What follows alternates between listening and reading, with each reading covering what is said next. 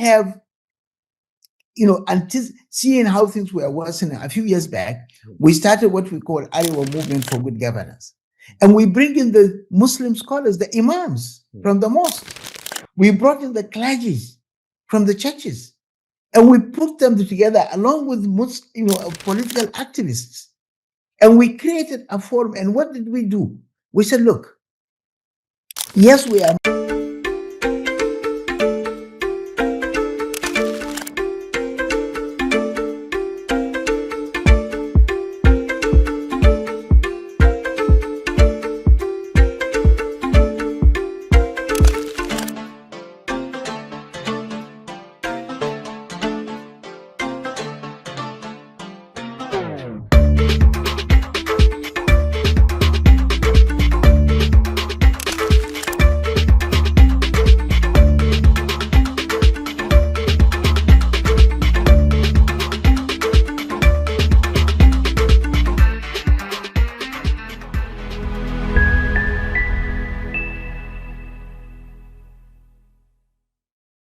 Let me ask you this, right? I don't know if you're a member of any political party, but I mean, in a viable, vibrant democracy, the opposition is very, very important, and as we see Nigeria today, Nigeria is bedeviled with so many things, there are a lot of fundamental issues that are wrong.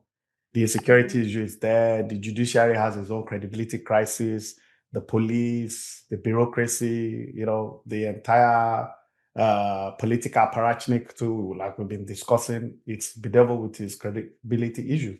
Now, if you were to advise the opposition parties right now, based on what we know that has been done, the president has signed it into law, the foremost opposition party today is the ADC, clearly. What would you advise them to do to checkmate whatever is happening? Okay, if not for the opposition, what do you advise Nigerians? If it's a given that, okay, the APC wants to rig their way through, for example, how are they going to be checkmated? Because the law has been signed, and if it's signed, it's signed. That's what we're going to work with. Well, I have my issues with the opposition, especially the ADC. Okay, very good. I have a lot of friends, but I told them, if you want us to associate with you and support you, you need to do two things.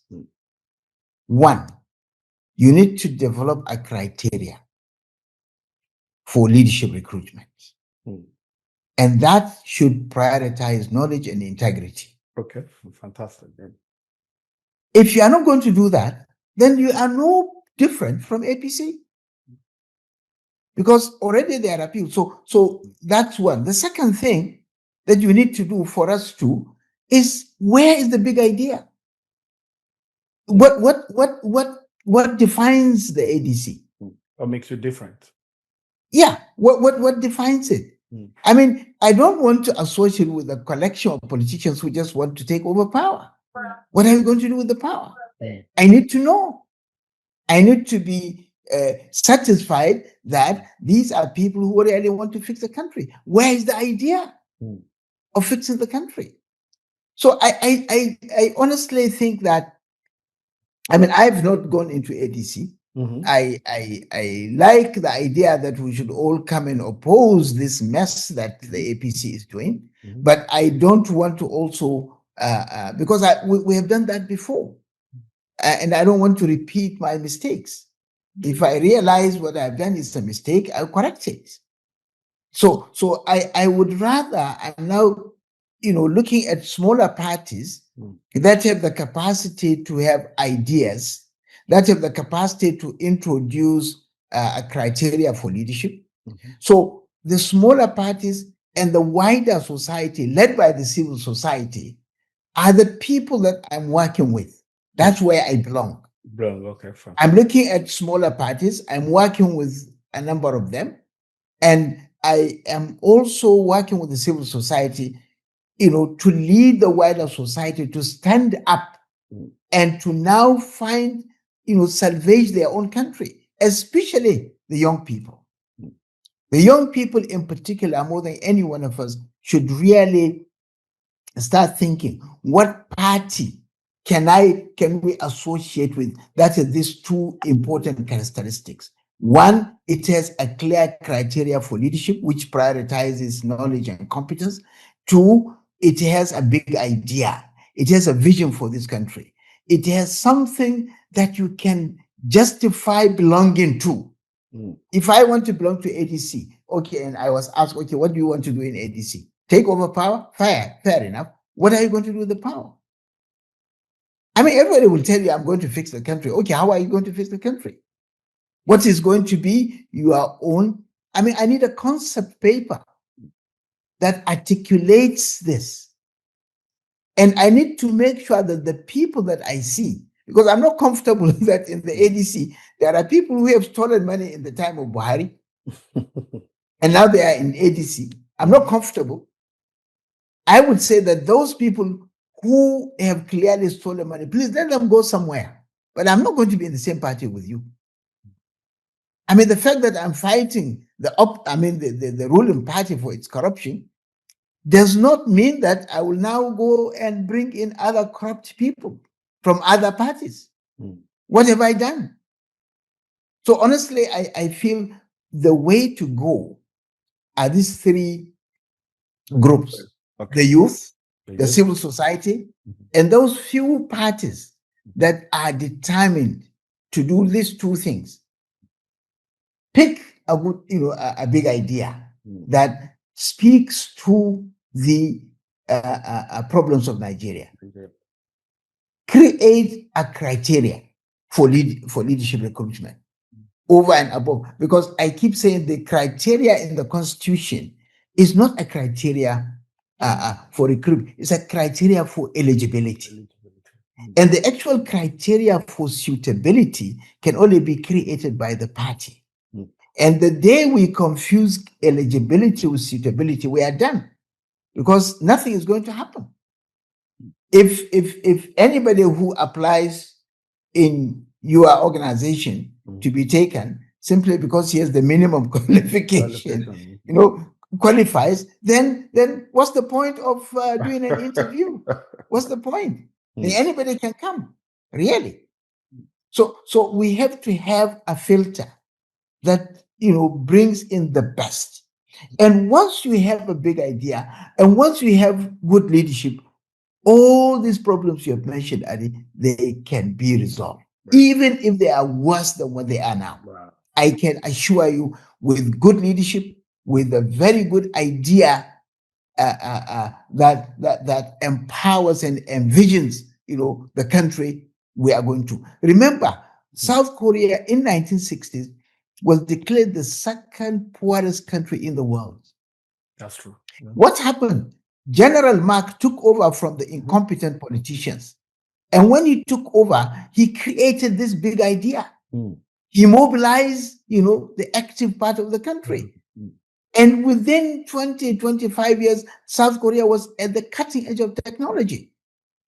So, and I remember a Korean in his 70s was telling me that in actual fact, in those 60s, they eat rice only once in a day. And the much amount of rice, everybody will put his palms together. That amount of rice that your two palms together can pick or can collect is all you have for that day.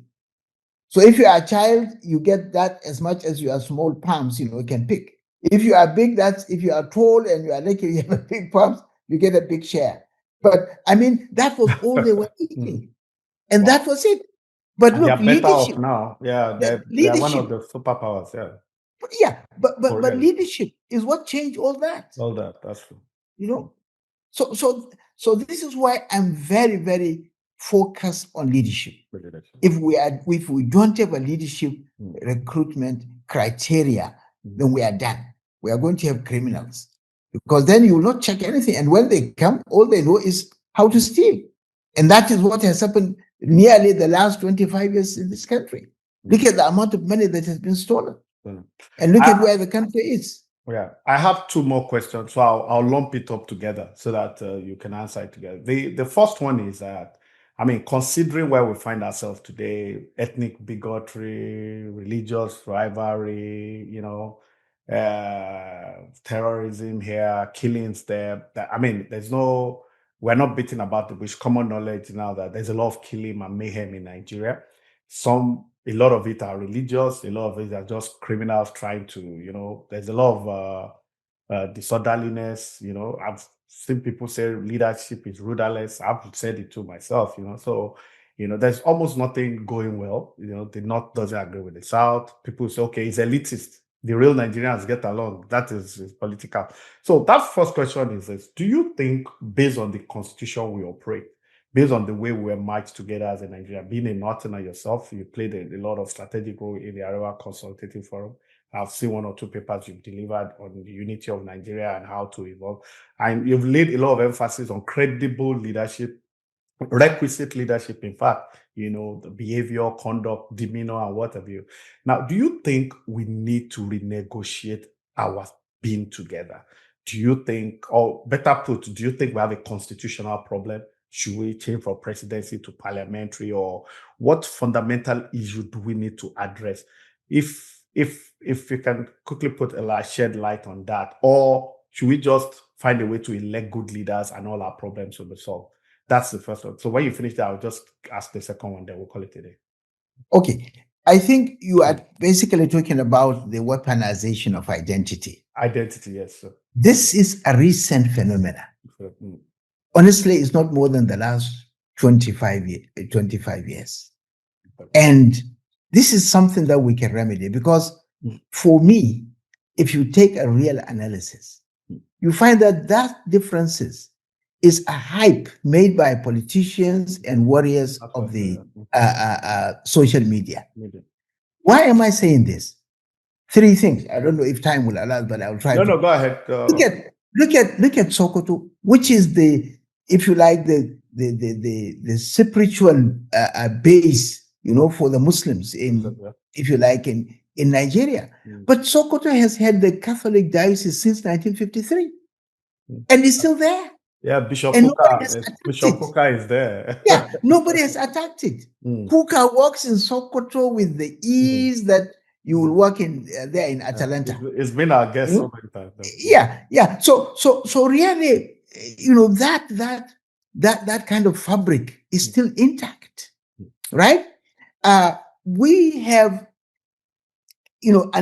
seeing how things were worsening a few years back, we started what we call Arewa Movement for Good Governance.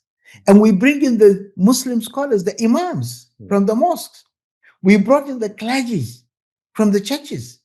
And we put them together along with political activists. And we created a forum. And what did we do?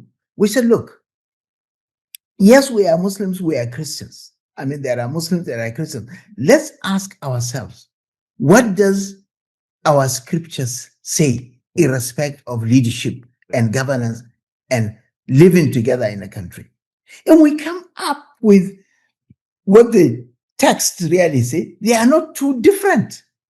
So we said, let's write a book. So we wrote a small book, Principles of Leadership, snippets from Islam and Christianity.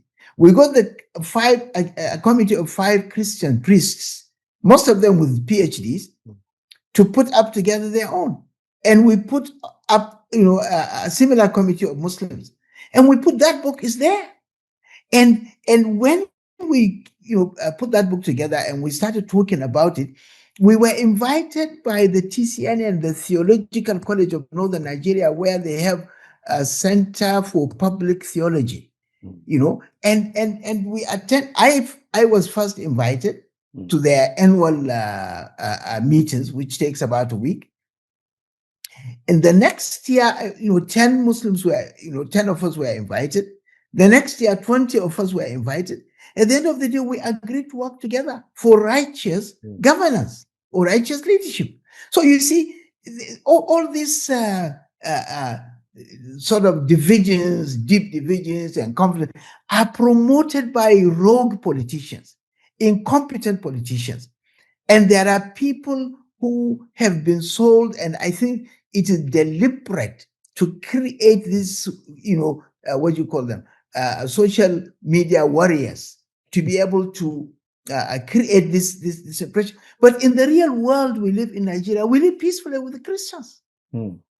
We invite them. I mean, this same organization, Area Movement for Good Governance, we call it AM2G. Every Ramadan, when we come to the breaking of the fast, every chapter in all the 19 states plus Abuja of the north, they will do an iftar where they will invite their Christian counterparts to come and break fast with them. This happened last Ramadan. It happened Ramadan before then, and it's going to happen in this Ramadan.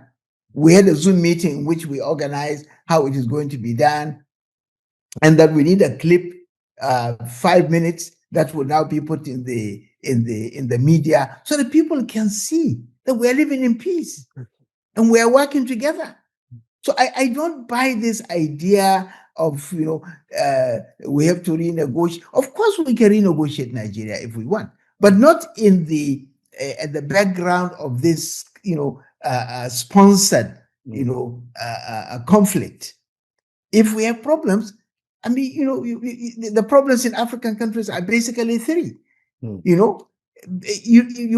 is nothing outside these three. One, how to share power, how to share national wealth, and the issue of identity. And one of the problems, or one of the ways to solve the problems of identity, is federalism. Because every identity will have a space where they can live within their own culture, while being part of a greater community. And this can be done. It's not something that is so difficult or impossible.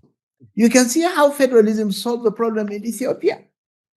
The Oromos, the Amhara, the other groups. Now they brought in federalism with Meles Zenawi. After Mingetsu. And it's working. It's working, that's true. And even Sudan, with the conflict, if they had implemented federalism, which they have been talking about for the last 25 years, they would have been able to solve the problem, and perhaps they would have obviated the need for this war that has taken place. So we have solutions. Again, it is the elite. Now, if elite become victim of weaponization of identity, then that's a tragedy. Oh, wow. Because elites are educated. They should be able to see through this gimmick of politicians, rogue and pedestrian politicians using sentiments and ethnic to create room for themselves to win election. I'm confident if we have the educated elite come together. After all, we are all friends. We work together. We eat together. We visit each other. We do so many things together. So why don't we fight? Let me give you a quick follow-up on that. Yeah. Before I go to my last question. Now, people have said, I've heard people say, eminent scholars said that, for example, that if the January coup of 66 did not take place, of 1966, and of course, there won't be a subsequent coup in that same 66, but if that coup had never happened, and we have been going on like that, then Nigeria will have been better off. Do you agree with that? Naturally, Nigeria would have been better off. Naturally. Even if you come back at the time of Murtala, the Shagari coup, if it didn't happen, honestly, we would have surmounted these problems. Yeah. So if there was no Buhari coup in 88 and we have been having democracy, we would have been better. We just need it. But we've had it for 20-something years now, and Yeah, but again, it's the elite. I tell you, the day the elite arrive at a consensus, will all be moving in that direction. Okay. Because it's only in the 21st century, with the globe shrinking, it's only a stupid and educated person that will be thinking of his own tribe, of his own this, of his own that. That's true. It's like you're outside this world. Interesting. Now, my last question to you, it's in threefold. This is like an advice as an elder statesman. Now, I'm going to go back to where we started, when I spoke about former President Obasanjo. You spoke about how he got distracted and all that. So I wanted you to shed light on what do you think he should have done differently. That's one. Two, Abubakar Atiku, somebody I'm sure you know very well also, as it's more like a perennial presidential candidate. He's an elder statesman now, and is clearly wanting to be president. Do you think he should still be interested in presidency? I'm asking that question because part of what you've said today is the importance of the youth, having more young people coming on board and all that. So that's why I'm asking that. There's a question that why should he still be running? It's rightfully entitled to do that, but I want you to tell us, do you think it should still be in the running and all that? Then finally, still on that, what advice do you have for President Tinubu in lieu of all that is happening? He's the president, like him, loathe him, hate him, he's the president. Nigeria needs to get better. I mean, more than anybody right now, he's on the saddle. He's a make or mar. He can change it. He can get it better. He can make it worse. So what advice do you have for that? So those are my final question. Hope it's not too much. Obasanjo, Atiku, and Tinubu. Yes, sir. These are all friends, by the way. I know. That's what I'm asking you, and I know. I wish I can put them all in one room and speak to them. Well. Let me add to it that now they say that when you say owners of Nigeria, it's no more a cliche. And when they say that, they're talking General IBB, General Abdul Salam, even General Basojo, T.Y. Danjuma, and Koan, all those former head of state who cannot exonerate themselves also of whatever is happening. What advice do you have for them? What role do you think they have to play? No. I'll not talk about them. Let's focus on the three. Okay. Let's focus Take your time. Take your time. I'm not going to interrupt you. I think if Obasanjo did not listen to the types of Tony Anini and others who gave him this idea that he's a messiah, honestly, he would have done well. And up till now, I still think that he has a role to play. Because one good thing about Obasanjo, he is an Africanist to the core. Yeah, absolutely. Yeah. You can see in his thinking, in his dressing, and he cares for Africa right from the depths of his heart. You can see he's not the kind of person who just would collect money and live that kind of, flashy life. I know that I know the kind of life he lives, but from what I see, he doesn't come across as somebody who is just interested in grabbing. And that's all. I think he cares. Okay. And up till now, I think if he should, so if he didn't listen to these people and he had finished his second term and found a team, and he's good in working with a team, that can take over from him, that would have been the best. That has not happened, but I think he can still be part of the solution. But he has to now be able to, if you like, broaden, in his own, because he seems to also be thinking about a time for Igbo presidency. I don't believe these things. It's not time for Igbo, it's not time for Yoruba, it's not time for Hausa or Fulani or any tribe. It is time for competent Nigerian. And the moment we go into this tribal mess, we are going to kill the country.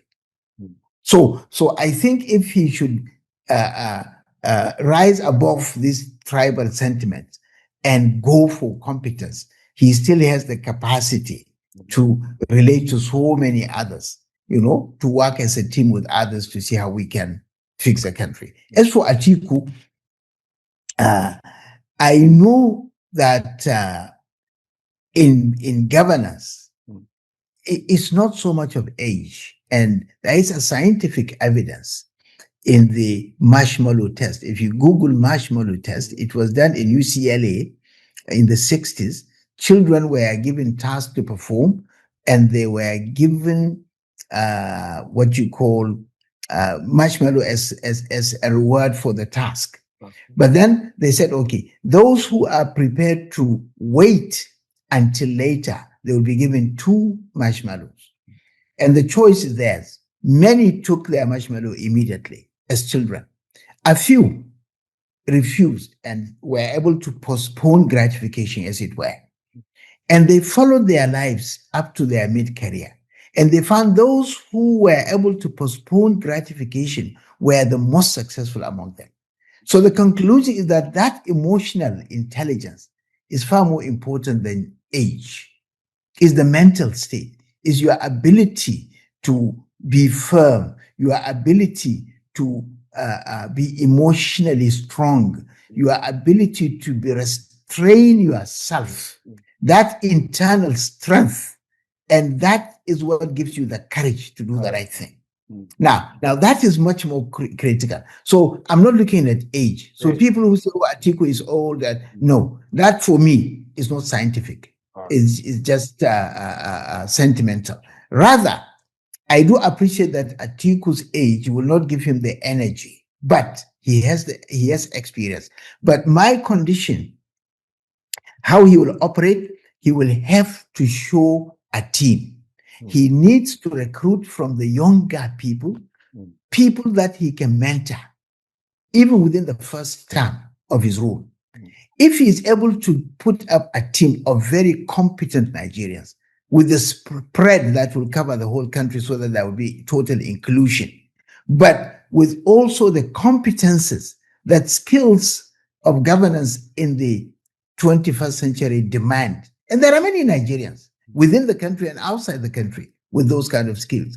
If he's able to do this team, that team will be able to perform wonders under his own supervision. So I don't think, like some people say, oh, he's old, he should stop. And no, I don't buy the idea of young people. Look at what Yahya Bello did. Look at what some of the younger governors did. So really, I am not impressed by age or no. I'm looking at the quality of the mind of the person, because that is what matters. Okay. And I think I have worked with Atiku Abubakar, and I know that he works with a team. Why he hasn't got a team up till now is still something that I'm surprised. Because for me, if you come to me and say that you want me to elect you, the first question for me is, where is your team? Where's the team? Yeah. Where's your team? If I can't see your team, I can't know what you're going to do. Because if I elect you, even if you are good, like people who elected Buhari, now you elect him, and now what happens? He has a team of thieves around him, and they've stolen the country dry. So what's the point? So I would rather say that Atiku still has a chance, but not in the way he has done that traditionally. He has got to produce a team. And in this team, there must be a preponderance of young people who can now be mentored and take over, not only young, but competent, people. As for Tinubu, my advice would be he should be content with what he's able to get, what he's able to take during this first term, and please let him leave us alone. He has messed up to a point where the greatest service he can give this country is to say thank you for electing me and goodbye, and just simply leave. I don't see what anything good that he's going to do, because I have also worked with him in the ACM. Yes, sir. And I used to know him as a man with ideas, reading books, engaging, but he has completely changed. The ideas have evaporated. The engagement is not there. And busy collecting money left, right, center, and doing all sorts of things that, the people around him is terrible. Senators were saying that you can't reach him until you pay money. Some governors told me that whenever you go, the people will follow. A lot of people are saying that he's surrounded by a terribly corrupt team around him. You can't get to him until you pay, some people say, even up to $50,000. What kind of president is this? So honestly, I think the one service he can do to this country is to say that I've tried my best, thank you, and he just goes to enjoy whatever he has been able to collect from whether Alpha Beta or whatever things that he has done, and leave us alone, and we'll come and fix our country. Yeah. I mean, we're come to the end, but I just want to add, there's a gentleman that's been in the public space in recent time. His name is Peter Obi. I mean, of course, he's of Igbo extraction. He's one of the people that Obasanjo, I think, was talking about and all that. Now, he's Igbo, he's there in the space. He had a fantastic showing during the last election. As an academic yourself, a politician and an eminent Northerner, what's your perception, what's your opinion of Peter Obi? How do you qualify him? His first campaign was divisive. Okay. He brought in a lot of religious sentiments, and this idea of because I'm Igbo is the Igbo turn is something that I don't accept. If Peter wants to serve this country, he should be part of a team. Whatever good thing he has, he should be prepared to make it available, for the betterment of this country.